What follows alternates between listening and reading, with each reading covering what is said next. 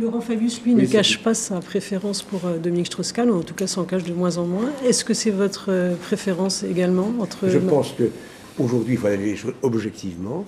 Je partage le même sentiment que Laurent Fabius. Dominique Strauss-Kahn, celui qui peut réunir le maximum d'assentiment au sein du Parti socialiste. Alors certains commentateurs disent qu'il pourrait... Par ailleurs, il dispose d'un atout particulier, sa compétence internationale. Au sein du Parti socialiste, vous êtes sûr de ça? Oui, je pense que oui. Je pense que la plupart des leaders, s'il est candidat, la plupart des leaders apporteront leur soutien à sa candidature. Et il est souhaitable d'éviter des affrontements qui seraient fratricides.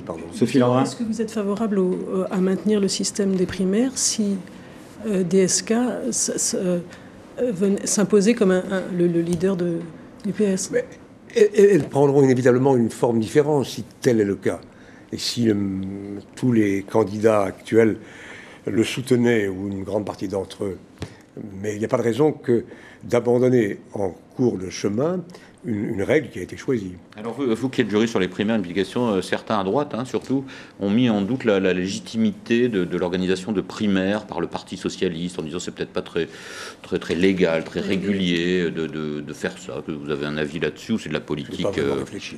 Par rapport à la constitution d'un fichier électoral. Le président du Sénat s'était monté au créneau sur cette question. On peut imaginer d'autres solutions. Supposons qu'il y ait une difficulté juridique, je ne le sais pas.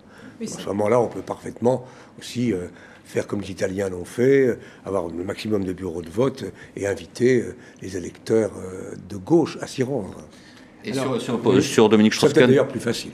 Sur la candidature de Dominique Strauss-Kahn, est-ce que certains commentateurs estiment qu'il pourrait être victime un peu, on va dire, du syndrome Balladur, c'est-à-dire quelqu'un de très populaire, un an avant l'élection, porté au nu dans les sondages, il gagne, c'est sûr, à tous les coups, et puis finalement, comme disait un certain président, ça fait pchit au bout du compte.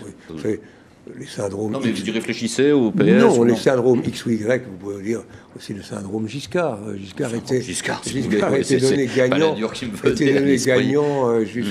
pour l'élection en 80 jusqu'en décembre ou janvier même, je crois. Rien n'est jamais gagné à l'avance.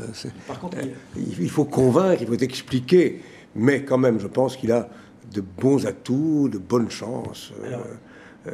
Et il n'est pas un candidat qui est dénué d'expérience. Il a été maire de Sarcelles, il a été député, il connaît bien la France, c'est un homme d'action, il a été un bon ministre. Donc il a quelques atouts.